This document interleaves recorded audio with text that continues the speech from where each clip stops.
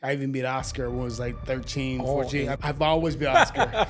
¿A quién escogerías para ganar if the fight finally happens in this year? ¿Benavidez or Canelo? You know, I just wanted to beat everyone. If you think you could beat me, that's why I fought Winky. I had to fight Winky, right? En tu opinión, ¿quién debe ser entonces reconocido como el mejor de todos los tiempos de Puerto Rico? If I could have fought Floyd for a good $50 million, that would be great, right? God. Yeah, of course, why not? Right? Yeah. Maybe we could do an exhibition and do. That's one of my questions. We gotta talk about it.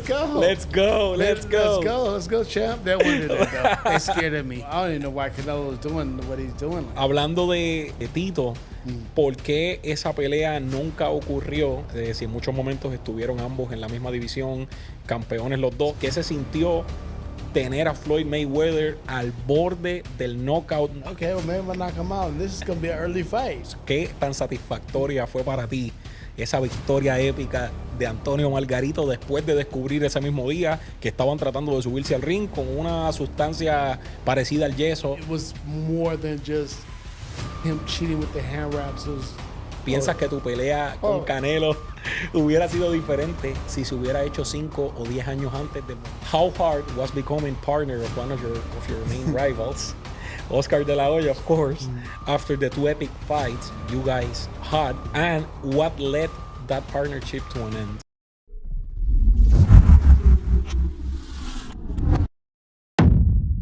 Saludos y bendiciones.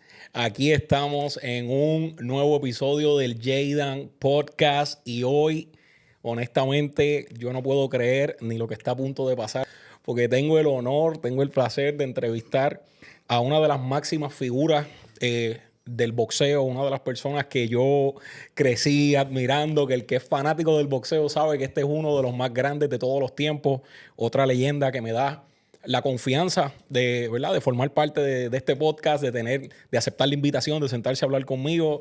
Pero esta es la primera leyenda que es de Estados Unidos y forma parte del podcast y tengo la oportunidad de sentarme a hablar. Así que esto para mí esto marca una nueva etapa, una nueva temporada dentro de este podcast que vamos avanzando rápidamente y estamos muy contentos por eso. Tengo el honor y el placer de presentar a Sugar Shane Mosley as my guest. Mosley, I'm telling the people that this is a huge, big honor for me. This is a huge moment for me. I'm very grateful and thankful with you for, sharing this moment, accepting this invitation to my podcast. I admire you since I'm a little kid. I am a big boxing fan. And this podcast is big for me. First, because I'm here with you, and second, because my aunt, I dedicate this podcast, this episode to my aunt, Hilda Rodriguez. She passed away like 4 years ago, and you were like one of her favorite boxers. When I was a little kid, I went to her home with my family, and she watched all your fights. Wow. For real, bro. I watched a lot of your fights with her. You were one of her favorites. I think she was in love with you too. She was like, oh my God, he's the best and he's so pretty. And, like, for real, bro. Like, she loved you and she passed away. So I dedicate this podcast to her. And this is, believe me, this is a big moment for me. So I'm very grateful.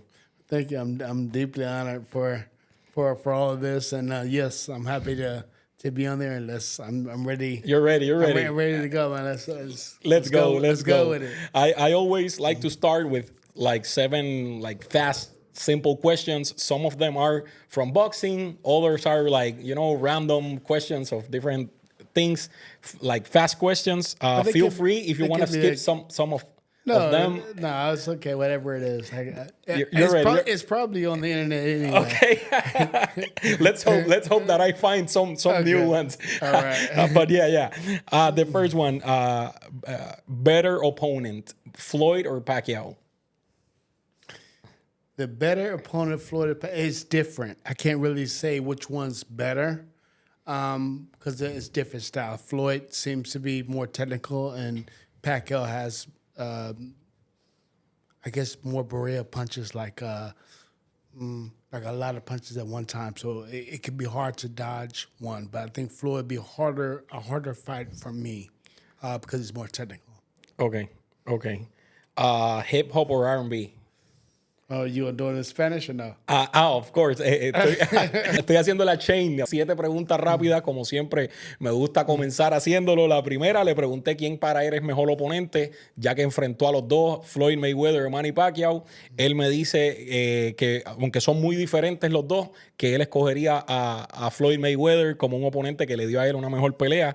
Ahora le estoy preguntando de la música. ¿Qué estilo de música prefiere? ¿Hip hop o R&B? And which one do you prefer in your personal? I'm more of a I'm more of a R&B. R&B. Yeah, I like R&B more, but hip hop too. I listen to that too as well. I mean, I listen to everything, but Okay. I think that yeah, more R&B because that's more so. Yeah, it's more relaxed, More smooth. more smooth. Yeah, you know, yeah. Just kind of chilling out, you know. Yeah. Mejor artista de reggaeton, best reggaeton artist since we're in Puerto Rico. That's a tough one. The one I know, you know, Bad Bunny, right? Bad Bunny, right? Yeah. Okay. So, Okay. I listen to him all the time. Yeah. La pelea más difícil de tu carrera, hardest fight of your career. I think the hardest fight of my career would probably be against Winky Wright. Winky Wright. Yeah, because he was Very crafty. bigger but crafty, and Yeah. Like I could punch him hard and I couldn't feel any reaction like if I was at the lighter weight classes. He was like in his best moment right there. After he defeat Tito. Yeah. Like 6 months after your fight. Yeah. So he was like in his was really peak right good. there, you know, in that moment. Yeah. Yeah, he was a tough fight. Yeah, very uncomfortable fighter. It wasn't that he was like he punched hard. Like I didn't think the shots that I wasn't hurt. Like I was getting knocked out or something. It was just technical and just him. Very technical, yeah. And just like a bigger person just countered really good. I'm like, oh, man. He had a great defense, too. I remember Tito couldn't hit him almost in the 12th round. He was like big arms like this. And, just right in front. Yeah. Very, very uncomfortable. Yeah. And great defense. Yeah, great defense and take a good punch, too. Yeah. So. Yeah, I think he almost, or he did beat Hopkins. He ended up losing a close split decision, but he could have beat Hopkins too. Yeah. He was a very tough fighter to fight. Yeah. Great. Biggest inspiration in the boxing scene when you were growing up, el boxeador que fue de tus mayores inspiraciones cuando estabas creciendo, who you look up to? The one that I looked up to the most was Sugar Ray Leonard because that's where the Your nickname came from. You know, when I was little, they started calling me Sugar Shane. Oh my God! Guys wear the little Sugar Ray gloves and stuff like that. Okay, and it's funny because Ray Leonard Jr. is actually my good friend as well. So it's his son, and I always talk with him back and forth. But yeah, Sugar Ray Leonard, I think he was the guy I looked up to. Of course. Huge legend. Who would you pick to win? ¿A quién escogerías para ganar if the fight finally happens in this year? Benavidez or Canelo? Yeah, I mean, I like both guys. I like Canelo as well, and Benavidez. I've seen him work out. I give the edge to Benavidez because he could be more consistent. He's taller, bigger, but he throws a lot of punches. And I think somebody that throws a lot of punches against Canelo gives him problems. Okay. More problems, kind of like Bivol. And I can see, and I know that Benavidez can probably beat Bivol. Yeah. So I'm giving the edge to Benavidez. I think the same. Yeah. For you, who's the number one pound for pound right now in the 2024? ¿Quién para ti es el número uno libra por libra de la actualidad? It's so kind of hard. I mean, it's hard because they have I think they have Usyk pound for pound right now, and Usyk is a great fighter too, and you can make a case for pound for pound, but there's so many. There's like 4 or 5 different fighters you could say are pound for pound. Crawford. Yeah, you got Crawford. You have the Inoue. You have even David Benavidez. He's really he can be pound for pound. They have Canelo. I mean, there's so many different. So I don't know who's pound for pound, but I would say all of them guys I just named can be pound for pound. I mean, I couldn't say one or the other. Yeah. Okay. Perfect. That were the first 7 fast questions. We had great answers for all of them. So, okay, now starting with the real questions. When did you knew you had a special talent for boxing, and at what moment you knew that boxing will be your main thing, your professional career? ¿En qué momento descubriste que tenías un talento especial para el boxeo? Y luego de eso, ¿en qué momento te convenciste al nivel de decidir que esto sería lo que harías el resto de tu vida? So I told my mother when I was 10 years old, when I was 10, I said, I'm going to be world champion, I'm going to be great. Okay. And the reason why I chose boxing was because it's one-on-one. Okay. And I didn't like team sports because I felt like the kids didn't play as hard as I did and want to win like I wanted to win. I wanted to win so bad until if I lose, it's like something in my gut that just killed me the whole day. And I had to keep trying until I won. But boxing was like, it was like, I played against, I was really little. I was probably 50 pounds and kind of short, but I was playing against, I play against anybody. It doesn't matter, basketball, football, whatever it was. And I was gonna win. They knew to pick me.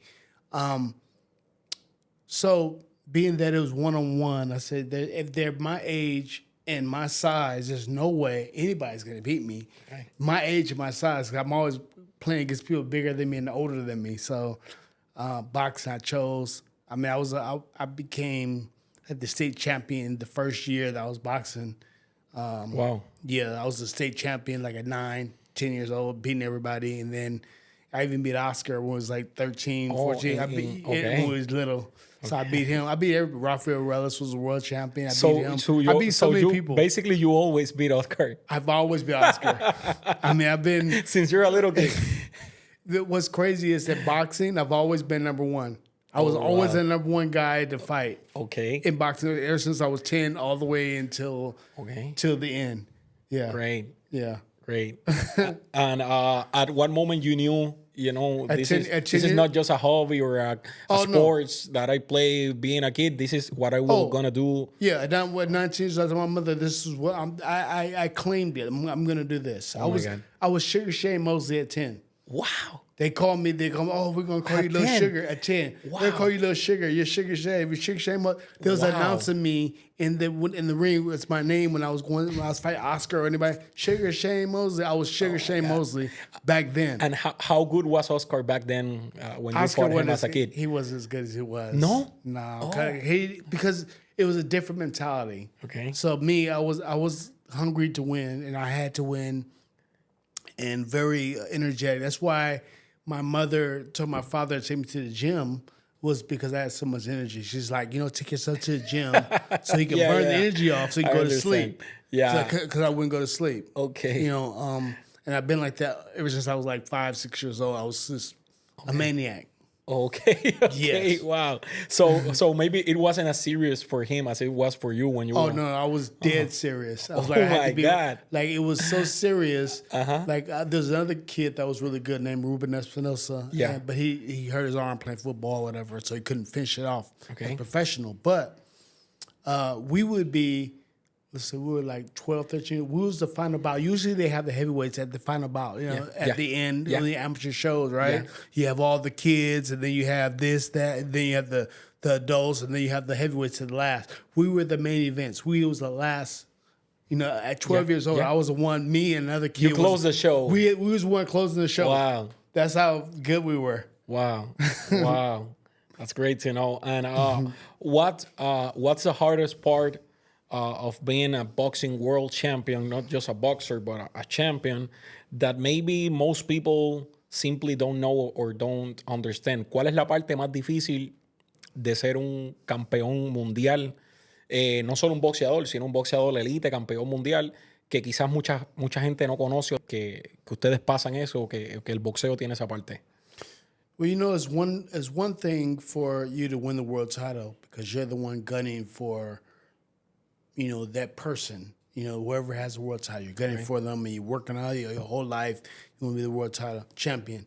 But then having the championship, then you have those same guys that you've been gunning for you. Everybody's gunning for you now. So that's the hard thing is to actually keep it. I mean, winning is one thing, which could be hard, very hard, but actually keeping it is another. Yeah. So I think that the hardest part is staying consistent, having the same mentality that you had going for the title, like, the same hunger.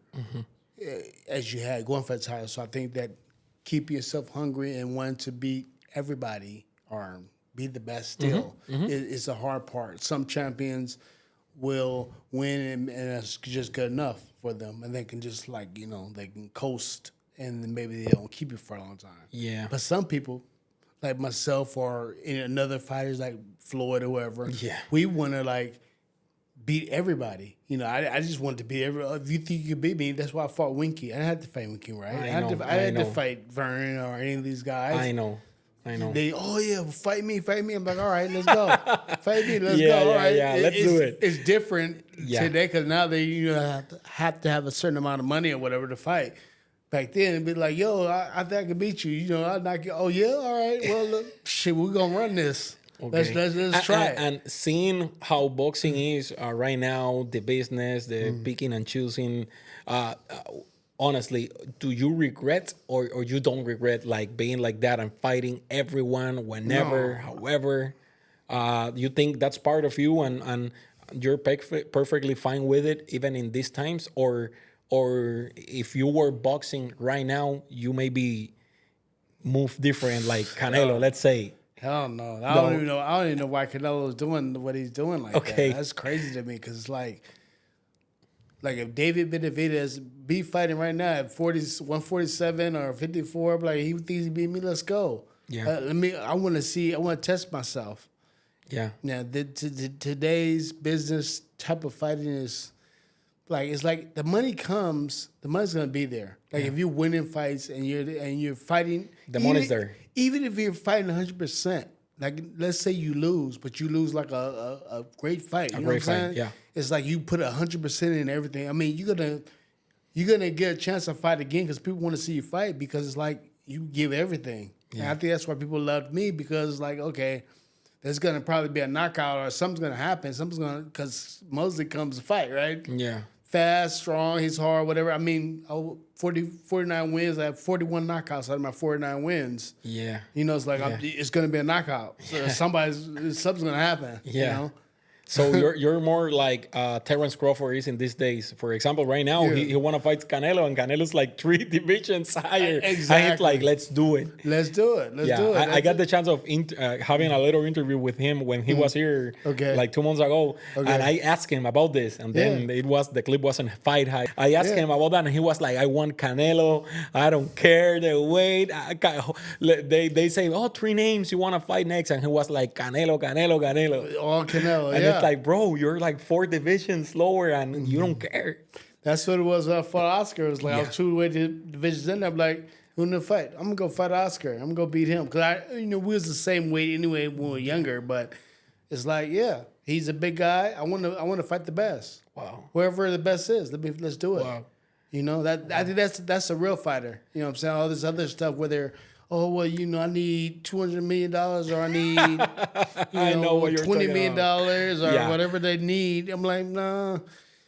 You just need to get in the ring because I want to win. Yeah, you give me $5-10 million, whatever it is. I'm going to take it. But I'm like, the reason is I want to be the best. I want to see how good I am. I mean, he fights Canelo. Maybe he loses, maybe he wins. I don't know. Yeah. I mean, that's $10-20 million. He can fight somebody. I mean, your biggest purse in the time back in the day was versus Oscar, I imagine, right? No.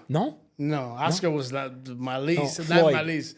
Nope. Floyd was 5. My most was Manny Pacquiao. I got $7 million with Manny Pacquiao. Oh, okay. So I think we started bringing in the money like Floyd, I guess. But my era was the 5, 7, 10 probably, and then Floyd and Oscar and all them when.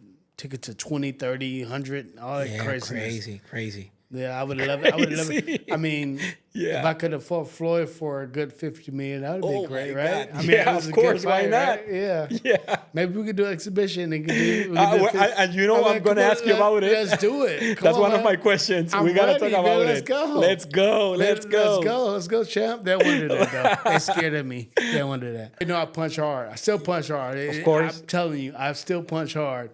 I know. I believe you. And you look in shape, bro. Yeah, I'm working out. I'm still training every day. De todos los nombres grandes que tú enfrentaste, ¿quién tenía la pegada más fuerte y quién tenía el estilo más complicado. Of all the big names you fought, who was the hardest puncher and who had the most complicated style?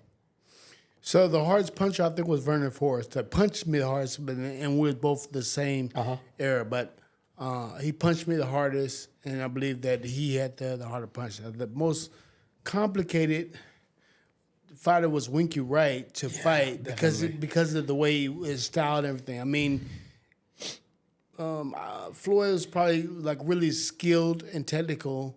Oscar was really hard to fight too as well when I fought him. The first 6 rounds, when we was both battling back and forth. But I have to say Winky was the toughest fighter for me to try to get around and try to knock out. And it was just right there, and it was a grueling fight. Not that he punched hard, but just because, like we was talking about, his defense and and him countering back and forth, and just he was just tough. So as a puncher, would you say Forrest is a better harder puncher than Oscar? Or they're close? They're close the same, but I would say that Forrest punched me the hardest. Okay. Oscar didn't get a chance to punch me like that. Okay, but Oscar punches hard because I know that, and I can say this because I spar with him a lot. Of course. Because he's in L.A., so we would spar all the time. Sometimes you helped him for the Mayweather fight, right? For the Mayweather fight. You sparred with him, right? Here in Puerto Rico. Here in Puerto Rico, yeah. You were living in L.A., I imagine, right? Back there. Back there, I was living in L.A., but I stayed out here for like a month. I think it was, I would go back and forth to Millie's house, right? Millie, back in the day. And I was hanging out with Ivan Calderon out here in You sparred with Calderon too, right? In that month. I was sparring. How it was? Obviously, there's a huge difference in weight. But I respect everything. Like this his fighting skills, world champion, is moving. It was kind of hard to hit him, but it was hard. I think more so because I didn't want to throw hard. I wanted to throw just touch him. Okay. So it's hard to like pull your punches, if you will. Yeah. Because he's a lot smaller than me, right? Yeah. But he was really fast and really cunning. He had some good power and speed. Now he was actually really good. I was like, it was a fun cat and mouse type of game that we played. It was really good. He was undefeated back then. He was undefeated two division champion in that time. That was like in 2007. Yeah. He was undefeated, very fast, very crafty, moving southpaw, Yeah. And you learn different things, like different movements that he was doing, the jabs, 1-2s, come back and forth, bobbing and weaving. Yeah. So he was really good. I was impressed. Okay.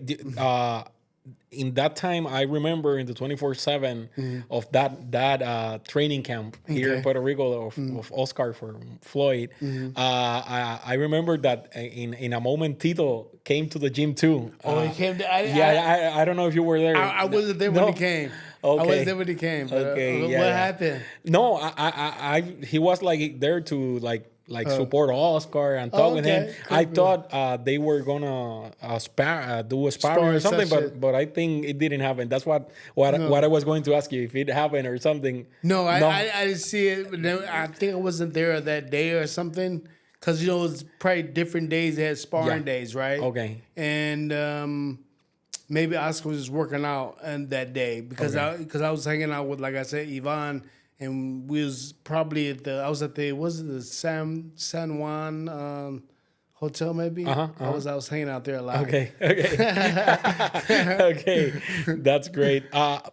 Hablando de Tito, ¿por qué esa pelea nunca ocurrió? Es la primera pregunta. Si en muchos momentos estuvieron ambos en la misma división, campeones los dos. Y en tu opinión, honestamente, ¿cómo se hubiera desarrollado si esa pelea hubiera ocurrido? Why the fight versus Trinidad never happened, in your opinion? You guys being almost from the same generation, the same weight class, and it's like two questions in one. The other question is, with all honesty, how it would have been if in your opinion, with all honesty, if the fight happened back, with both guys in the same weight class, in the peak of their careers. So the reason why the fight didn't happen was because of Winky Wright. Okay. So I fought Winky, and I was supposed to fight Winky, and then from Winky I was going to fight Trinidad. Okay. That was the next fight. That's why Winky fought. You guys were in negotiations already and stuff? We kind of like, it was kind of like a known thing. If I fight Winky, and then, I did that's why I did the rematch, and then the rematch was close over. So that's why Winky fought Trinidad instead of me fighting Trinidad. It was that's why the fight never happened, because of Winky. So Winky's the problem. Oh my God! So the fight was close. It was to close happening. It was close to happening. It was going to happen at 54, but 54. Winky beat me. So now Winky fought Trinidad, and then he beat Trinidad too. Yeah. He was in his best best moment. Yeah. My God. I actually got him ready for Trinidad, I guess. Yeah. Actually, you did. Like, if you see, for example, his last fight versus Roy Jones. Yeah. Even though he was older, and Roy Jones was way bigger, coming down from heavyweight. Yeah. Even though that's the reality, and Tito was like retired for 3 years. Yeah. Still, he did look way better against Roy than against Winky. Wow. The Winky fight is like this. That wasn't Tito. Like, the Roy fight was closer until like the 8th round. The fight was like a draw in even in HBO cards. Yeah. After that, Roy dropped him and started winning the later rounds. Yeah, it was bigger. It's kind of like what Bernard fighting Oscar. With the exactly. And Trinidad. I think that with Trinidad, I'm a lot faster. Okay. And I think that and I move better. Like I moved better than Fernando Vargas, and Fernando caught him and dropped him, even though he dropped Fernando. I think my feet are too fast, and that's what with Oscar is that my feet movement is too quick. You know what I'm saying? He had fast hands, but my feet movement is actually faster than Oscar, so he couldn't keep up with me. And that would be definitely Trinidad's problem fighting me. Okay, so in your opinion, with all honesty, I think it would be hard for Trinidad, and it would be hard for him to catch me with the left foot, because I was used to like the left foot with Oscar. That's why I'm known for blocking. I'll be blocking the left foot, and I'll see it. Okay. So he would have problems with me. Okay. En tu opinión, ¿quién debe ser entonces reconocido como el mejor de todos los tiempos de Puerto Rico? In your opinion, who should be recognized as the Puerto Rican GOAT in boxing? I mean, we have Tito, Cotto, Gomez, Camacho, Ivan, among a lot of more world champions. But in your opinion, who should be who should have that crown locally? I think Trinidad should, because of Trinidad and Camacho.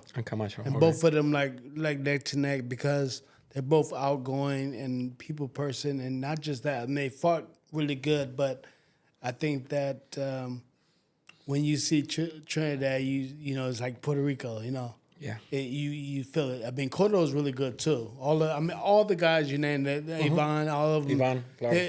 They're all great, but I think that worldwide, Trinidad was the one that brought Puerto Rico up front. Yeah.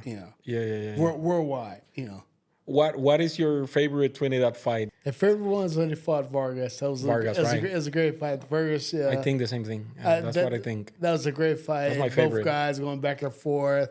And, Vargas is a great fighter as well. Yeah. And, with that Mexican pride. He was undefeated back then. Yeah, undefeated. He's the youngest. And he has never been knocked down. Yeah, he was the youngest Mexican at that time, the youngest Mexican middleweight champion. Yeah. At that time, so he was at his peak, undefeated, the youngest champion.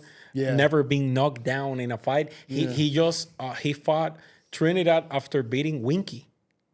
Oh yeah, he beat Winky. He beat Winky, bro. Yeah, he beat Winky. That's incredible. Yeah. Now I want to see that fight like. You want to see it now? I want to see it now, because I remember, and I'm like, bro, fight. You beat Winky, and he did. Yeah, but I think it was a close fight, because Winky was like, I don't know. Like, he was like, it was kind of close. And it kind of, Vargas was the was the favorite guy. Well, was the golden child back then. Yeah, of course. So I don't know. We got to see it. We got to see it again. Yeah. We got to see it on the Shane show, and we're going to give you. That's right. Chicken Shane show. Yeah. How did it feel to have Floyd on the brink of a knockout? And what do you think of Floyd's ability to survive and adjust? ¿Qué se sintió tener a Floyd Mayweather al borde del knockout, no en una ocasión, pero en 2 ocasiones en la misma pelea? ¿Y qué opinas de la habilidad que ha demostrado Floyd en su carrera y que demostró en tu pelea de sobrevivir y ajustarse y cambiar por completo el estilo? So when I fought Floyd, it wasn't like Floyd was the big guy. I was the big guy back then, right? Yeah. I had just came off the win with Margarito, so hitting him. And we got to talk about it. Yeah, oh, my God. Hit it with Margarito. My favorite fight. The favorite Shane Mosley fight of every Puerto Rican. You know, right? Of every Puerto Rican. Oh, my God. We all celebrate that. I beat him in 2009, and then I'm fighting Floyd. I hit him with the right hand. I'm like, I think that Floyd wasn't expecting me to punch as hard as I did and wasn't expecting me to be able to hit him. Okay. So he underestimated my power and underestimated my ability to be able to hit him. So when I caught him, boom, it was kind of like an average shot. Like, damn, okay. I rocked him, whatever. And then we kept going. And I rocked him again. Boom. I was like, 2 times, not 1, 2 times. I'm like, whoa, I'm going to knock this guy out. It looked like that, bro. Yeah, I was thinking to myself, like, oh shit. Okay, well, maybe I'm going to knock him out, and this is going to be an early fight. All right. This is them defeated guy? Yeah. I was like, but it's not, I know I punch hard. And like I said, I know that. Definitely. I know when I hit like that, especially with anybody, they rock. Okay. So I hit him like that. I was like, okay, well, he can't take none of this stuff, and he was already hurt. But he recovered really fast. And I was like, that was kind of amazing. He was very sharp and fast, and he kind of regrouped. I think that he understood now that he had to be careful. Okay. But before, he wasn't careful. Before, he was like sitting in the pocket like, all right, I don't care what you got. You know, like, all right, boom. He said, oh, well, maybe I have to fight for real. So he had to fight a different type of fight. Okay. And me thinking that I was just like, okay, I just caught him off guard, but I'm gonna catch him later on. I just didn't get a chance to catch him. It was that hard to catch after that? Yeah. After he made adjustments, he made adjustments with the distance. Okay. And I was injured where I couldn't move as fast as I needed to get closer to him. Okay. Again, because he stayed at a different distance where I couldn't touch him again. And, he's a great fighter. I mean, that's what champions do. He's a world champion, a great fighter, and that's what greats do. They make the adjustments and use whatever ability he has to his advantage, and that's what he did. Would you say he's really strong since he didn't go down after those 2 huge shots, perfect shots that you gave him? Yeah, I think I still can't believe he didn't went down, bro. Yeah, he's very strong. That's from being, in great shape. You know what I'm saying? Being in great shape. And, and when you're in good shape and you work out really hard, then you can recover fast. But if you're not in that great of shape, then you probably can't recover fast like he did. So he did everything he was supposed to do as a champion, as a great fighter. And, he passed the test. Yeah, incredible, bro. I think everyone remembers that fight, and everyone is like, bro, you're undefeated, but you know that Shane really was almost having you. I was right there. Yeah. I was right there, but like I said, he did what he needed to do. You did want or try to get a rematch after that or not? I definitely want a rematch, but they're probably. Their team is not trying to.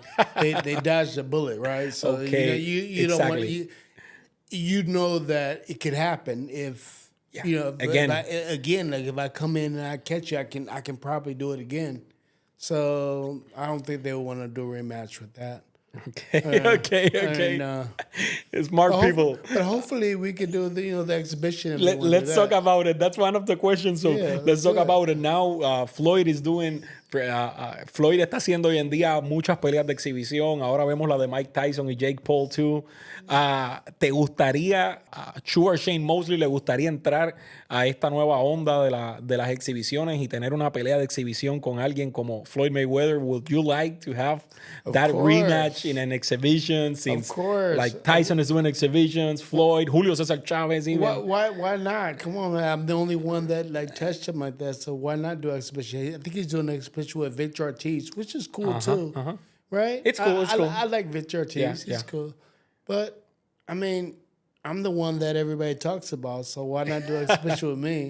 The real exhibition. The real exhibition, and I'm actually older, so it's like. So come on, Floyd. Yeah, I'm like maybe 5, 6 years older, so you have me on the age too. So why not? Let's do it. Let's do it. Yeah. Let's do it. Oh my God. So and if that exhibition with Floyd, if it don't happen, would you be open to do exhibition with other like ex-world champions like you? Of course, I would love doing with Manny Pacquiao. Oh my God! Floyd and I heard Pacquiao. he want to do some too. Yeah. Let's go. I mean, let's go. I'll do it with him. I'll do it with anybody. Really, it doesn't even matter. And Jake Paul? Well, Jake Paul is bigger than me too, and I was his trainer. Right. You told me before the podcast. I was his trainer too, and it's we're friends. I wouldn't want to do it with Jake. No. Jake is like bigger than me too. Okay. But okay. And what do you think of him and his progress as a boxer? His progress is great. Right. I think only 4 years. I mean, I agree. It's amazing. I agree. For him to be only fighting for 4 years and actually being able to get in the ring with Mike Tyson or get in the ring with Anderson Silva, get in the ring with all these different Nate Diaz, all these different people that are fighters. That guy beat Conor McGregor actually, and he beat him like nothing. Yeah, he dropped him and everything. Yeah, it's incredible. So I mean, he's doing a great job for only fighting for 4 years. I mean, that's great. Yeah, you got to then doing what he's doing with the boxing business and helping boxing and so. Wow, he helped a lot, Amanda. People should remember. From this point on, Jake as one of the best promoters of female boxing. Yes, because he bring the first millionaire purse in boxing. In female boxing to women, he was with him as the promoter in the Amanda and Katie Taylor fight. So well, I think there was another $1 million thing, but in today's time, so they what was it? Not Lucille Record, but what's the other one with Don King? I think he did the first $1 million one. Okay. But still, that's a long time ago. And I know it because. Amanda have said that before that fight, even being a multiple weight class world champion, she was getting like $5,000. Yeah. From that to $1 million, That's really good. Come on. She's doing great. Yeah. So I agree. Jake Paul have had a big progress. Yeah, he did a great job with boxing, just being around boxing. It's like not everyone likes him. Maybe I don't know his flashy style. Yeah. Not everyone likes to like give him the proper credit. But I agree with you. He definitely needs the credit for being a great pioneer for boxing. And actually, his brother, he was good against Floyd. Yeah, he did pretty good. Mean, Logan's not bad. Yeah, like he doesn't have the skills that Jake have, right? But still, he was there with Floyd Mayweather, bro. I remember after the fight, the post interview of Floyd, he was like, you can see it. If you don't believe me, go to YouTube and check it out. Floyd was like, you know what? No more exhibition. This is the last. Bro, look the interview. He was like Logan did so good that Floyd was like, this is the last one. He was too heavy. Wow. No more exhibitions. I do this for fun. No more. And then he did some other exhibitions with little guys. Yeah, little guys. Now it's little guys. Now it's like 130 guys, So I don't know if he's going to do exhibition with me now. No, Floyd, come on. This is the one that you want more money. This is the money fight. This is the money fight right here. Floyd Mayweather, Shane Mosley, the rematch, 2024. Let's go. Let's go, champ. Let's go, champ. How satisfying was the victory against Antonio Margarito for you. And after discovering the illegal substance in his hand wraps, ¿qué tan satisfactoria fue para ti esa victoria épica de Antonio Margarito después de descubrir ese mismo día que estaban tratando de subirse al ring con una sustancia parecida al yeso? That was one of the favorite Puerto Rican, the Puerto Rican fan base love you even more. Like, they already love you, but they love you way more after you beat that cheater. Like, I do agree. I do think, like, he cheated. You know, he cheated, and he's still in denial. But I think he did it, and you know, that was a big surprise for Puerto Ricans, knowing that he did that to Cotto. You know, and when you take that, like, we saw it like this is the vengeance that we needed. Like, thank you, Mosley. Like, I remember when I watched that fight, bro, I was so happy. Like, oh my God. We thank you for doing that. Los puertorriqueños te agradecemos por vengarte de Margarito después de la pelea con Cotto y después de toda la controversia que hubo. Y no solo vencerlo, sino descubrirlo. But now, what's your opinion? How satisfying was that victory for you after discovering the substance? How everything happened? I mean, it was very satisfying, being that I knew, you know, Margarito's coach as well, and you know, my father was like, how can you like put that stuff in Margarito's gloves or wraps? And we know each other, like from Chiquitito Hernandez, Gennaro. Yeah, we used to train the same gym all the time. So it's kind of like, for him to do that, and if I was like, man, you gotta like try to harm my son with that stuff, it's crazy. But it was satisfying because I was like almost a 7-1 underdog or something like that. And it's funny because at the Staples Center, we filled the Staples Center. Well, he did, basically all the Mexicans and everything. We filled the Staples Center up bigger than it's ever been filled up ever in history. Like, right, even today. I didn't know that. Wow. Even today, the Staples Center, it doesn't matter. It could be any. That's a Lakers story, right? Lakers. It could be the Lakers. It could have been anybody doing concerts. All this. Like, I filled it up bigger than any other person. Wow. Even today. So it's like, for that to happen, and it was funny because it was so gratifying, because at the beginning it was like, you know, boo to me, Mosley, boo, right? Okay. But then at the end of the fight, it was like Mosley. I know. So it was like it all changed. It all changed. So it was really gratifying, and to be able to catch him, my coach, to be able to catch him with that. Nassim, like, right? Nassim Richardson, like he went over there, checked it out. It was funny because they asked me, like, do you want to fight? You know, you want to fight? I'm like, hell yeah, I've been training for months. Yeah. Let's do this, man. I'm about to, you know, put it on them. And I told my son right before I walked off, like, you know, look at my eyes. And this because he's a fighter. But look at my eyes. This is where you're supposed to look when you go out there to you know, to basically kill somebody, to knock somebody out. And he looked at me. I just walked to the ring, and he's walking behind me. So it was like a lesson too, as well. It was like so much stuff going on. Wow. That that I was gonna say something about. It was more than just him cheating with the hand wraps. It was all kind of stuff. You know, I was in a divorce. I was, oh my God, like I changed to with Nassim. I was doing all kind of stuff. So I was like, wow, man.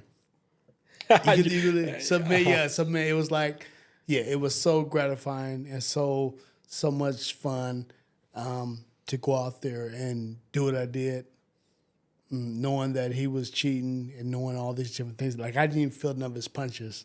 Eso te iba a preguntar. That I was going to ask you that how you feel him without nothing, like with his real punches. The guy punched that hard?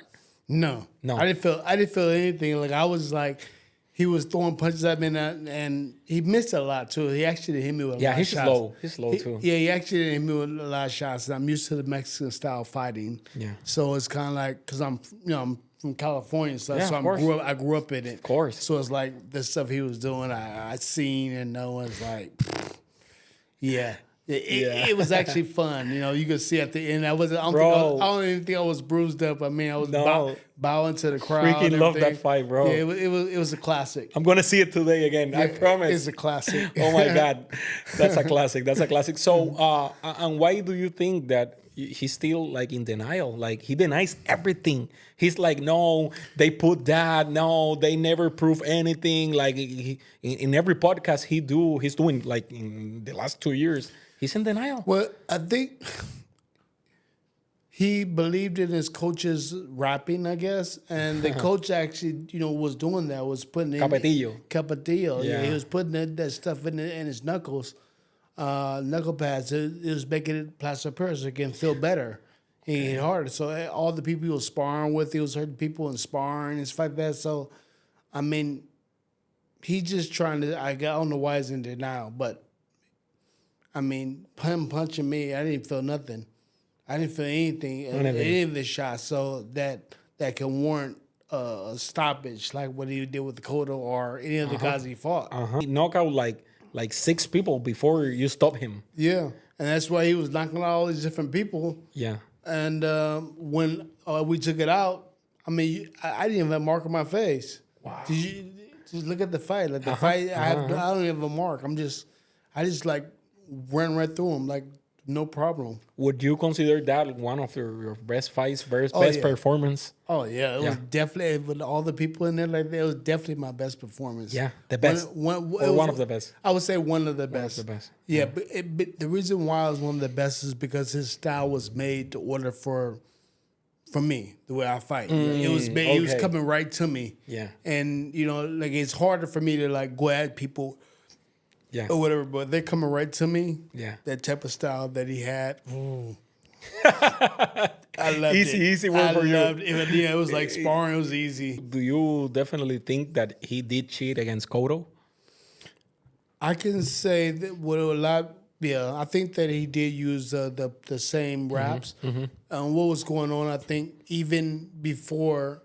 Nassim was telling me that the commission was going to let him like, oh, yeah, it's okay, because it looked like it's okay. In the beginning, they look okay. They look okay, yeah. Look fine. But they changed until they get wet. When it gets wet, then that's what happens. So the commission really knows. So it's like, yeah, it's good. And Nassim was like, no, there's some dust or whatever coming off of it. He said, cut them off. So when they cut them off, Nassim snatched them and went to the room. And showed me, he said, what is this stuff? What is this stuff? Oh, my God. And then they had the commission come over and look at it. The commission said, it might be all right. And then the doctor said, no, that's plaster para on the wrap. That's the dust. The dust coming off was plaster para. So that's how he found out from the doctor. So you do think he used it before? Oh, yeah. I mean, he was using it all the way up until then. Yeah. Even in these days, I saw Sergio Martinez. You know that early in his career, Margarito knocked him out. Yeah. Oh, yeah, fought him. Yeah. Before Sergio was famous and champion, Margarito stopped him. Right. And he was like, I've never talked about this, but yeah. He felt it. It was crazy. It was like a not a normal punch. Yeah. He did use it against me. Like, definitely. It was back crazy. Then. Yeah. And that was like 5 years before the Cotto fight, So he's been using it the whole time. Apparently, he's been using it for. Yeah, he did use it. Apparently, if Capetillo was his coach all the way back then he was definitely using it because Capetillo was wrapping his hands all the way through. Yeah. And do you think that the fight versus Canelo would have been different if it was made 5 years or 10 years earlier? ¿Piensas que tu pelea con Canelo hubiera sido diferente si se hubiera hecho 5 o 10 años antes del momento en el que tú peleaste con Canelo para el 2012? Definitely would have. I'm going to tell you how different it was probably going to be. I had sparred with Canelo. Well, Canelo's going to fight Mayweather because Canelo was training in my gym in Big Bear. Okay. And I was trying not to stay. I was trying to stay out of it. Shane Jr. was sparring him too. I was trying to stay out of it. Like, I'm not going to, spar with him, whatever. I'm not even going to really come over there. So I kind of I went in there one time. He was like, oh, man, his coach was like, we need you to spar with it. We need you to spar because they're sending their guys home because he's hitting them with body shots or whatever. Okay. And he has no more sparring partners. He's at my house. Okay. And I'm like, oh, man. All right, I'll spar with them. So I was fighting now at 147. I wouldn't fight 54. I fought him at 54 because he's a 54 champion. So when I spar with him, he was like, oh, my God, like, you're way better at 147. Like, you're better at 47 because I was touching him a lot more and doing different stuff. So, yeah, I would have definitely 5 years ago. It would definitely been a different situation. But Canelo is really, really good though. He's short, like he knows for a young guy. He knows like boxing. He knows he's like old school type of. He knows how to block, counter, and do different things. Like he knows how to maneuver really good. Like he's actually really good. Okay. But the reason why I say like David Benavidez is good because I think David is too big, and Canelo's not big enough. Canelo's maybe more of a 160 pounder. Yeah. You know what I'm saying? Yeah, that's the truth. Yeah. You know, I don't think he's really big enough. And Benavidez is really like a 175 guy. He's really 175. Yeah. He's coming down from 200 and something, you know? Yeah. Why do you think that a lot of people, even some Mexicans fans, like doesn't recognize Canelo as a P4P or elite fighter? ¿Por qué piensas que mucha gente, muchos fanáticos no reconocen a Canelo como, al sol de hoy, con todo lo que ha hecho, no lo reconocen como uno de los mejores, uno de los pound for pound? Because he won't dare to fight like Benavidez. He won't fight. Don't take those risks. He won't take risks now. Like he lost to Bivol, and now he's like scared to take risks. Before he was taking risks, now he's not taking no risks. Yeah, he's not, because usually the Mexican style, they like to go for it. You know what I'm saying? Like Chavez would have went for it, or each other Mexican fighter would have tried, and he's not even trying. You know, that's the thing. He's like, nah, I'm not going to do it. I'm going to sit back and do the Mayweather route. Don't need it. I have the money. I do whatever I want. He said, like, every time they ask him, he's like, I'm the king. Like that. Like, I'm the king. I do whatever I want. I don't care. And that's it. He doesn't fight. I like Canelo, too. Canelo's my friend, right? Okay. I like him. That's my boy. But at the same time. The real is like, you got to fight these. I mean, just fight it. You have to fight them.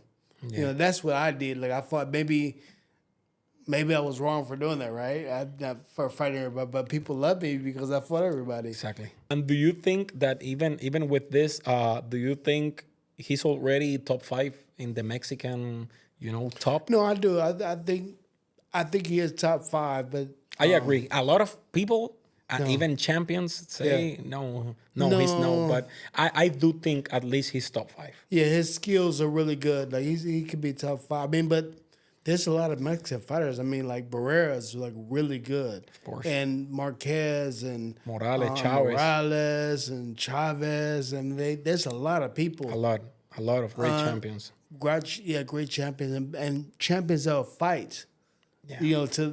Will fight everybody. Yeah. So. They would say, no, he's not. I mean, he is. I don't know. It's kind of hard to say. Now that I'm thinking about it. I'm thinking about all the, Pensándolo bien. Yeah, when I think it again. Oh, man. Let me see. Like, I got to look at all the, there's a lot of. I honestly, I do think he's at least top 5 in the Mexican top. A lot of people, fans or ex-world champions say that not yet. Like maybe top 10.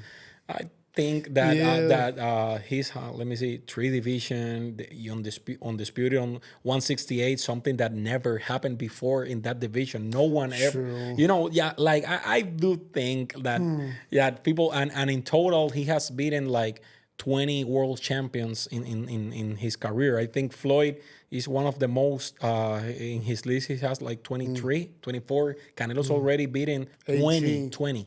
20? Like 20. So he's very close to Floyd quantity of world champion fights like that. So I do think like maybe he like avoiding Benavidez definitely won't help him in his legacy. Yeah.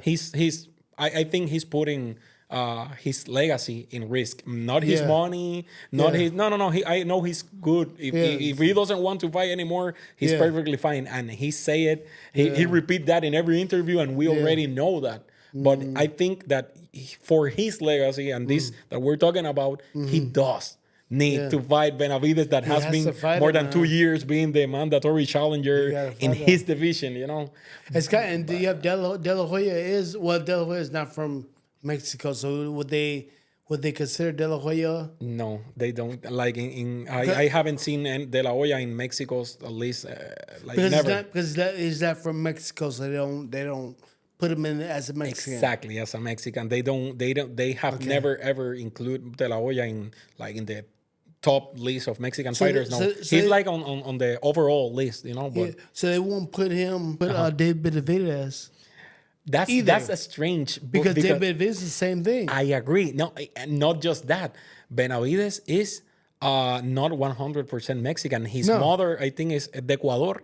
Yeah. And his dad is from Mexico. Yeah. And I think he's born and raised in USA. Yeah, he is. But for some reason they have him as Mexican.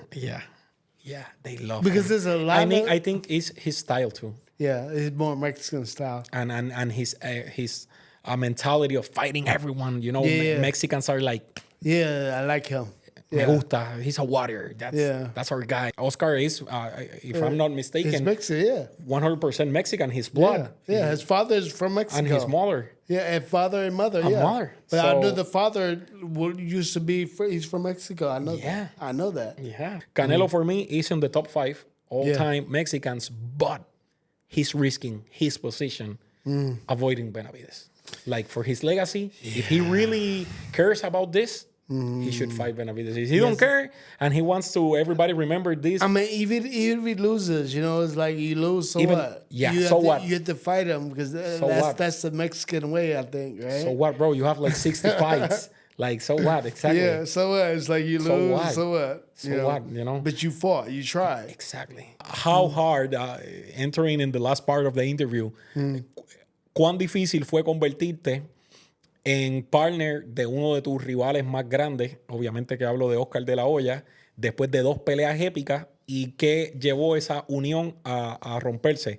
How hard was becoming partner of one of your main rivals, Oscar De La Hoya, of course, after the 2 epic fights you guys had, and all your story in LA, and what led that partnership to an end?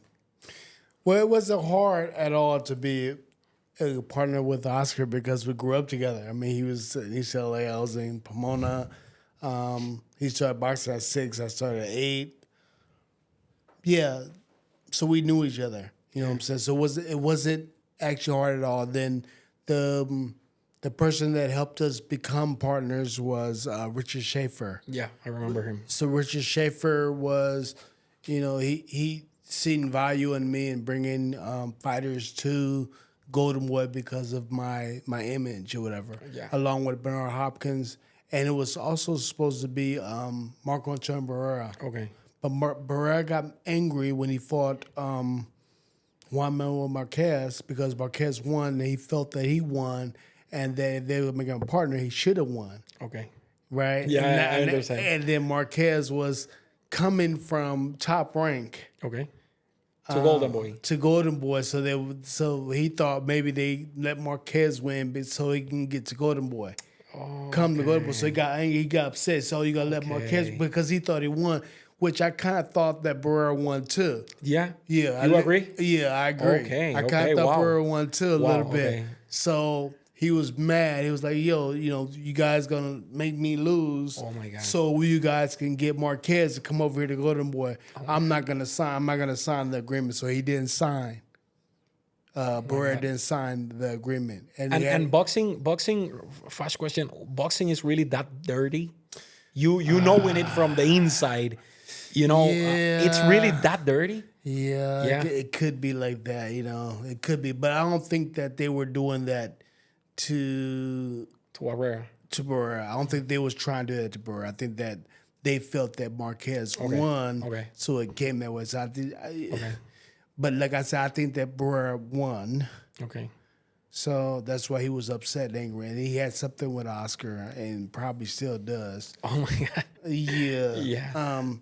So the reason why Oscar got mad at me is because I took my percentage away from Golden Boys because I fought Manny. I fought Manny. And Manny, they said they had some kind of thing with Top Rank. They're going back and forth. Top Rank at the time. Okay. Where there wasn't fighting anybody at Top Rank. Top Rank supposedly wasn't fighting anybody at Golden Boy. Okay. So there was like a feud thing going. I'm like, well, I want to fight Manny, and I could fight on my own terms because I don't have a contract as a fighter. As a fighter, I didn't have a contract with you guys with Golden Boy, but I'm still partner in Golden Boy. But I don't have a fight, so I can do it myself. Yeah, that's what was told to me by Richard Schaefer. So I did it myself. So I did it with Jay Prince. Me and Jay Prince went to Bob Arum, talked to him, and we made the agreement for $7 million. Okay. And what's your biggest purse? And that was my biggest purse. Okay. Ever, right? At that time. Okay. So, yeah. So I went and did that. And, so they sent me a letter for $1,000 or whatever saying that they're taking my percentage of Golden Boy away. Wow. But that was legal? So? I don't think so. I think we went to court. I was in the court with them for like a few years. I probably spent like about $2 million, $1 million. Oh my God, fighting in court. And fighting in court, but I couldn't fight no more. Yeah. So, I settled for $100,000. Oh my God! After spending $2 million in the that wasn't nothing. I was just take $100,000, just gave it to me. Oh my God! So I spent money trying to like get what I was supposed to be owed, my 5%. Oh my God! Of Golden Boy, which was supposed to be worth $1 billion, right? Exactly. Yeah. So that's like 50 million. Yeah, it's like 50 million. So basically they robbed me out of $50 million. Oh my God! So because you deciding to fight Pacquiao, you end up losing that 5% of Golden Boy. Before you like agreeing to fight Pacquiao, did they told you like, hey, if you do this? No, or you really didn't knew it was that serious, the thing? Well, it wasn't that I knew that it wasn't serious, but because they was trying to get me not to fight Pacquiao. I think they was trying to get Marquez to fight Pacquiao. Yeah, I remember that. At the time, right? Yeah. And I was like, well, no, and they said, no, you can fight Pacquiao. I don't need to fight Pacquiao because I don't need to go with Golden Boy because I'm not signed to them as a boxer. Yeah. So I obligated my contract already. So I was like, so you really didn't knew that. No. It was. I knew that they probably didn't want me to, and they was upset. But I didn't know that they can take my percentage. Okay. I didn't think they can take my percentage because I don't feel I did anything wrong. Okay. And we was in court for like go back and forth with the lawyers for like years. So it's like basically I believe I was right. I believe they waited me out. Okay. Basically, they spent all my money out, and then bro. You know what I'm saying? Basically, I couldn't do it. I had to like. Wow. Yeah. Wow. Chugging for real. So basically, I believe I was right, and I believe the system, everything would have been right if I would have had enough money to be able to fight it all the way through. Yeah. But I couldn't fight it all the way through. Yeah. So it doesn't matter that I'm right. And are you interested like in becoming in doing your own promotional company? No. I did a promotional company, boxing with Go Box or whatever. Okay. And I fought. You can see the fight I fought. Mayorga. Okay, I remember. Of course. The classic. Yeah, the classic. So, he was smoking and you throw his cigarette. That was my promotion. Okay. So that was my promotion. I actually did promote, and I lost on that with Al Haney because Al Haney did a fight the same day that I did the fight with Mayorga. He did with Leo Santa Cruz and Abner Myers on the same day at the Staples Center. But he did everything for free. So mine, oh my God, you were fighting on pay-per-view. Yeah, I did pay-per-view, but he did free, and for everybody, he was giving away tickets and stuff. So it was hard for me to make money. So he kind of messed me up. This is what Al Heyman. Yeah, this is what Al Heyman was like. So you don't work with him? Definitely. No, I don't work with him. I never did. Okay. Only Floyd does. But this is when Al Heyman, every time somebody will fight or do a show, like any promotion, he'll do the promotion on the same day. He got a lot of money from Walter Reed, what like $700 million or a couple of, or I don't know how many $100 million he got from them. So he would just give, like he could just do stuff. Oh my so God. He doesn't care if he win or lose. Yeah, he was out moneying everybody. You know what I'm saying? So it's like nobody would do it because if they do a fight, they would do it on the same day. So he was best people. I was like, I'm with the promotion thing is hard for me. I just So you only did that card as a promoter? Only that fight? No, I did that card and I did another fight in Arizona with David Evanesian. Okay, I remember that guy. Yeah, I fought David Evanesian, and I was supposed if I would have beat him, it was my card. If I would have beat him, then I would have fought what's the guy from Florida? Keith Thurman? Keith Thurman. I would have fought Keith Thurman for the title when he had the world title. But I didn't get a chance to I lost to David, so it didn't go And through. do you think you really lost to him? To this day? I think that I hit him with a low blow and they took point away from me. Even to point, I think that he was the younger fighter and I think I would have probably lost on points. Yeah, without. I mean, it was a good fight. You know what I'm saying? It was good. I'm just older where I couldn't. There's a couple of times where I hit him and I thought that I could almost knock him out, but I couldn't. It's like I couldn't pull the trigger the right way. And yeah, I mean, he was younger. He was 20 years younger than me, so whatever. How do you compare the two fights versus Oscar? The first one for me is one of the best fights of all times. Not just of your career, but of all times. Right. The second one was good, but was closer and was a little different in the 154 division, if I'm not mistaken. The rematch. How do you compare those fights? Do you think the second one was a harder or closer? ¿Cómo tú recuerdas tus dos peleas con Oscar De La Hoya? Para mí la de la 147 es de las mejores peleas que yo he visto en mi vida y es una de las mejores actuaciones tuyas, sin duda alguna. ¿Cómo las comparas? Y si estás de acuerdo que la segunda fue más cerrada, fue más difícil, fue más controversial. So the first fight that I fought Oscar, I think I really beat him. I think it was a unanimous decision. That I beat Oscar the first time. And then the second time I even spoke about this when we were talking about the whole Balco thing with Victor Conti and all that stuff, right? That's one of my last questions. Yeah, that's all good. Victor yeah. Conti and all that stuff. I was talking about that as well. And I would say, which fight do you guys think that was better? You think the fight was better when I was using the clearing the cream with Victor Conti? Or do you think it was better when I fought Oscar, the first time? The first time, definitely. With nothing. So which one was the best one? The first one was better than the second one. Yeah. So obviously the stuff that he has from Snack, because he's with Snack and all the other stuff, right? So obviously the one without Snack or without Victor Conti was actually way better. So yeah, Victor Conti stayed. And I was talking about that too, that Victor actually is over Vada. You know what I'm saying? I know. Over the Vada things. It's like, wait a minute, how did he get over Vada? How did he even get into boxing? He got into boxing from me. I'm the first guy that he actually worked with the boxer. Wow, yeah, because he was in baseball, right? He's baseball, all this other stuff, right? So he got into boxing with me. Yeah. It's crazy. I'm like, it was a slap in my face. It's like, yo, this guy, and I was like, I'm the steroid user or whatever from this guy, and this guy's actually running boxing. That's crazy. Yeah. Right? Yeah. So, I think that the second time I fought Oscar was a lot closer. Could have been a draw. I could have went either way. Okay. Yeah, I thought, Oscar boxed better by moving around, using his jab, stuff like that. It's kind of like when he was fighting with Trinidad, moving around. The first time he was coming after me, and like I said, it's easier for guys when they come at me. I love it.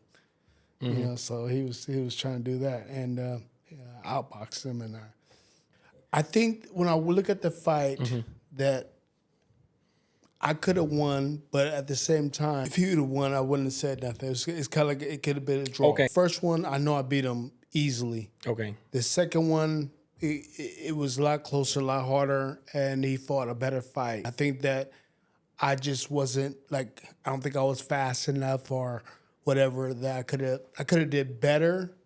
Do you think it was because of the weight class? Or? And I think maybe because of the weight class. Because I go back to when Canelo was like, yo, like you're better at 47. 47, yeah, he was like, you're better at 47 and you're faster. So that was more my weight. 54 was my weight. But like I said, I was a guy, I fought everybody. I was like, I don't care. I fought Winky, I fought Vargas, I fought... There's a Floyd, guy, Floyd. There's a guy at 54, Raul Marquez. He was like, "Why don't you fight me, Oscar? Oscar want to fight me, but I know him from the Olympic team, right?" He was like, "Fight me, Oscar want to fight me." I was like, "All right, man, I'll fight you." Oh my god! Just because that's who you are. Yeah, he asked me to fight. I was like, "All right, I'll fight you." Oh my god! All right, anyway, I fought him. Yeah. It was a no contest, but whatever. But, ¿Cómo tú te catalogas en la historia, en el top del boxeo? How do you rank yourself in boxing history? Oh, boy. I think because I know who I am and how much I rate myself up really high because I know that I would have beat a lot of people just because of my mentality and how I was, especially when I was younger. And, when I was in my prime or whatever, I would have beat a lot of guys. Mm-hmm. So I rate myself pretty high. But, I don't know. I'm not really sure where I would go. I'm not sure. I rate myself maybe the top 10 somewhere. Okay. Yeah, somewhere around there. Yeah, I definitely think you're one of the greatest. Of course, you're up there. Yeah, the greatest. I'm definitely up there. Yeah. But, I don't know. I can be a lot. I know you're super humble, but you know, I would have been a lot of guys because I was just like I had that mindset where I wanted to be the best. So I know that I was up. I'm way up there. Yeah.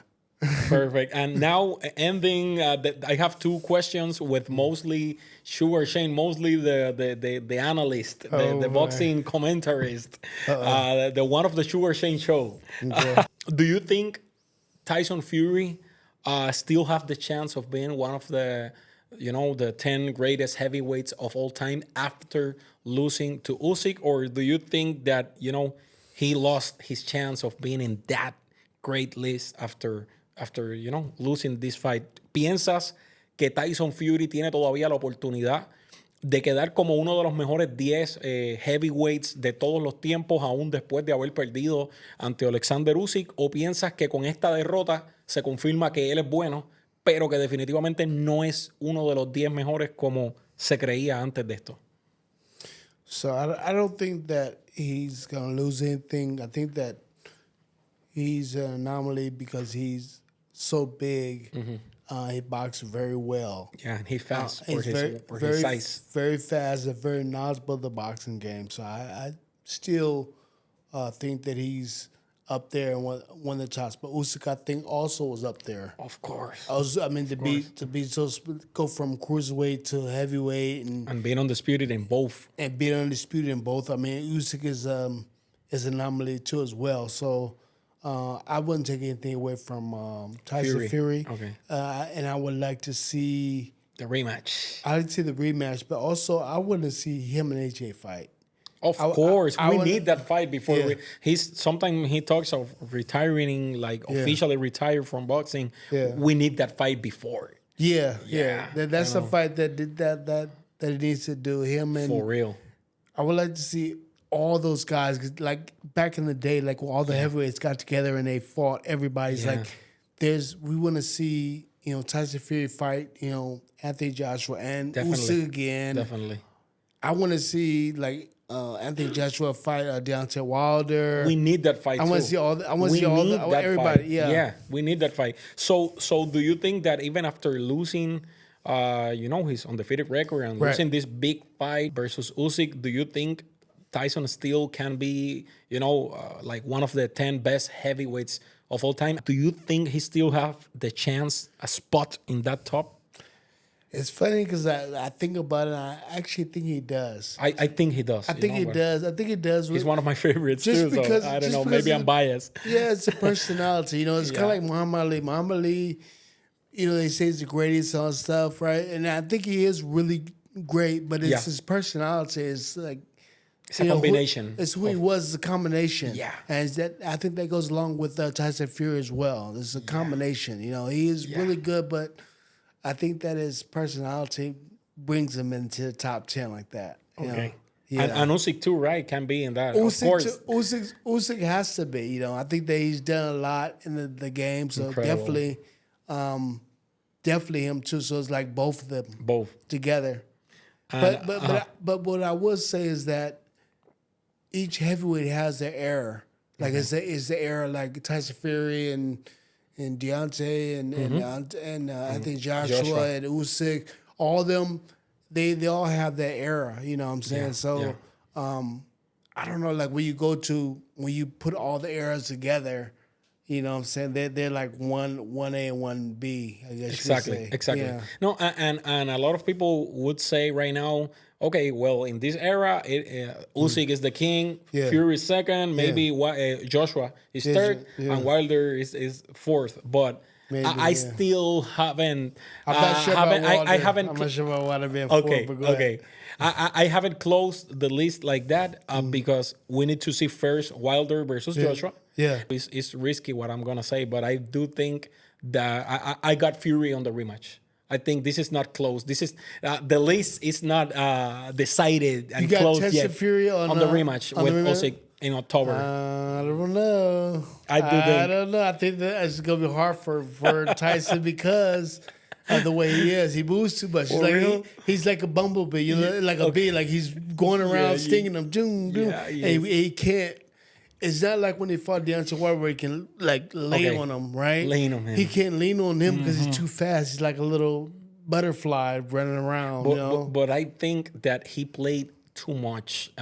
Like he was beating Usyk like in the third, fourth, fifth, sixth, seventh round, eighth round until that ninth round. Like I think he got too comfortable, right, and careless. And he played with him. I think that in a rematch, he can't play with him. He can't get comfortable. Right. He need to get that assassin instinct. And I think that a Fury now knowing what Usyk brings to the table and knowing what to do and knowing that he can't get careless because the guy is you're bigger than him, but he has a great punch. I think. I think Fury got the chance of the rematch. And you know what? I think it was a close fight. And then they might do it to Fury, but you know that they're gonna strip Usyk from the IBF. So those two, I can think the two fight. I think they're trying to get Anthony Joshua some kind of way to win the IBF. Yes, sir. And they're gonna come around. I think Usyk, not Usyk, Wilder, Tyson Fury, so they can get them to fight. Okay.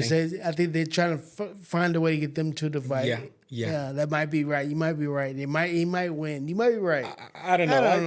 I think, like in my humble opinion, I think that the rematch, bro, like the fight was close with Fury doing a lot of mistakes, bro. A lot of mistakes. Like, again, he played around too much. He get too comfortable because he was winning. Before the knockdown, he was winning on everybody's card. The fight was, at the end of the day, by 1 point. 1 point for Usyk, 1 point for Fury. It was very close, even with the guy playing around. And not making faces and things. It wasn't the Fury that we saw versus Wilder in the 2 rematch. This wasn't that Fury, that monster, and I think we will see that guy in the rematch. Like if I was Usyk, I may say, "Hey, bro, let's call it a day. I'm 36, 37. I already beat you. I'm undefeated. I'm on the top of the mountain.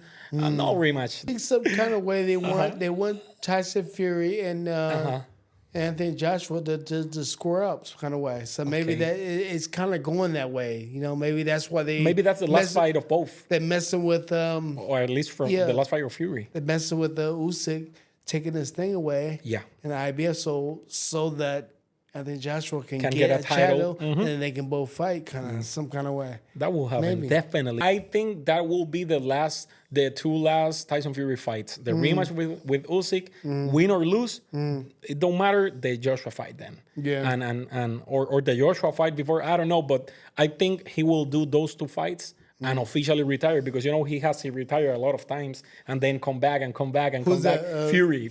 Yeah, okay. he has done that like 3 times. He have a Netflix series focused on the last retirement. Yeah, it's in Netflix, and he coming back again. Like he has done this a lot. But I think the official retirement of Tyson Fury will come after these 2 fights, the official. Yeah. That's your prediction. That's my prediction. Of course, I can't be totally wrong. But my prediction, what do you think of the Ryan Garcia controversy? Do you think he's innocent like he's claiming to be? I think that I'm thinking that he is innocent. Like, I know Ryan Garcia, so I'm kind of, like I said, I'm a little biased, right? Mm-hmm. So I'm just going to say that I'm a little biased. But I do think that Victor Conte has a way. If he's a guy that's over, Vada, and, Devin Haney is with Snack, and he's, like with Snack as well, then I can see that happening. Like, I couldn't, if you have Victor Conte doing the VADA testing, that's really not, that's like a conflict of interest. Claro, of course. So that's I mean, I can't, even if he is or not, it's like it's conflict of interest. I can't even get with that. And then at the same time, like you don't even, there's nothing happening all the way up until the last point of some kind of Austrian, whatever they're talking about. That. That's a appeal, like a SARMs. It's like a pill, right? It's a pill. So what does it do? Here, that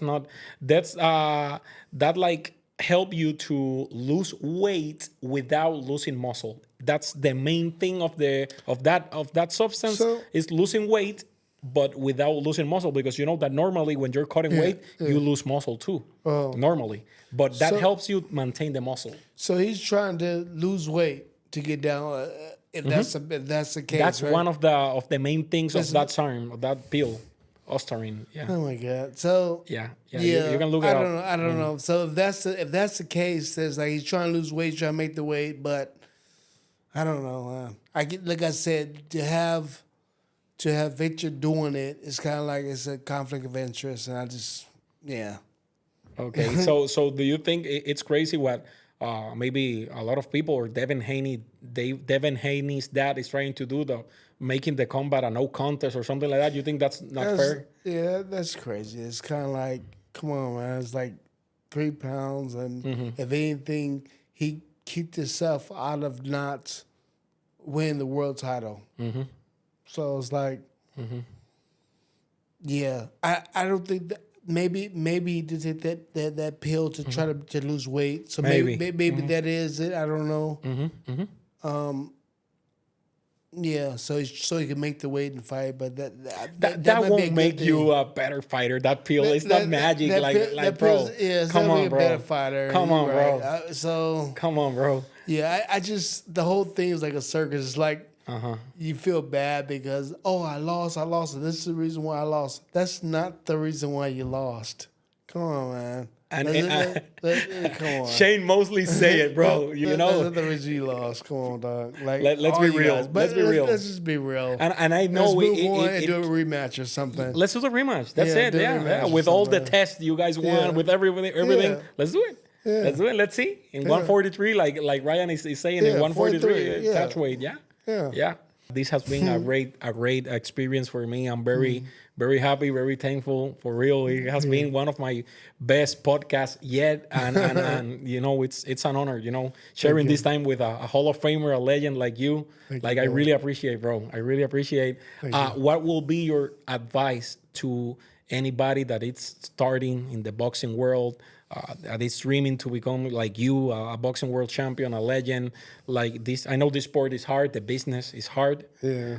What will be your advice to a kid that is starting and it's dreaming like you did one day? Well, I mean, you have to really work on the basics of the boxing and stuff like that. But my biggest advice is really believe in yourself and really... because boxing is a mental sport. You know, it's very mental. And a lot of people think that it's physical, where you have to do push-ups, set-ups, all these different things, you know, to make your body strong, whatever. But really, you have to have your mind strong. It's like with any sport, really, basketball, football, whatever it is. Like you have to really believe in what you can do, believe in it, really believe in it. I think that the belief in any sport, boxing, I really believed that I was going to be great. I really believed I was going to be champion. And I stuck with it all the way through. I seen it through, and it happened. So I think that's the message. Amen. Well, bro, this has been a great episode of the Jaydan Podcast. Here with the legend himself, Sugar Shane Mosley. Sugar, you can share your boxing, your YouTube channel, your social network. I mean, I think that most people that follow me in my boxing channel knows you already and follow you already, but you know. I mean, you know, if you can follow me on this, well, the Instagram is Shane Mosley, and then the show, you know, at Sugar Shane Show. The Sugar Shane Show. In YouTube. On YouTube. So come and follow me and subscribe. And this is going to be great. Thanks. Yeah. Mi gente, agradecido. Esto ha sido otro super episodio del Jaydan Podcast. Sé que en algunas partes tenía que hacer la pregunta en inglés y en español y me envolví. Le hice solo en inglés, pero van a tener los subtítulos, obviamente. Estoy súper agradecido. Esto de verdad es un episodio que nunca voy a olvidar, que no esperé que iba a pasar en este año y gracias a Dios estamos aquí. Así que gracias a todos por su apoyo. No olviden darle like, suscribirse a este canal. Deja tu comentario, qué opinas del podcast, que algún punto que estés de acuerdo, que estés en desacuerdo, no importa. Deja los comentarios, los vamos a estar leyendo. Y será hasta la próxima en el Jaydan Podcast. Hoy con la leyenda Sugar Shane Mosley. Bendiciones. ¡Wey!